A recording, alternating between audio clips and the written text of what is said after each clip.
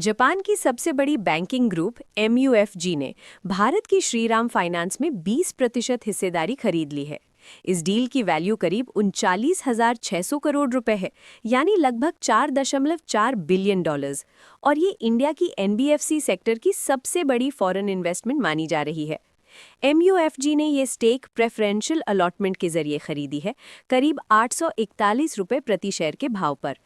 Deal के बाद MUFG को श्रीराम फाइनेंस के बोर्ड में जगह भी मिलेगी। अब सवाल, MUFG ने श्रीराम फाइनेंस को ही क्यों चुना?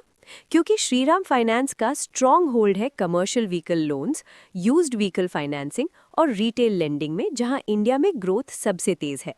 MUFG को इंडिया का क्रेडिट मार्केट अगले कई सालों तक हाई ग्रोथ दिख रहा है।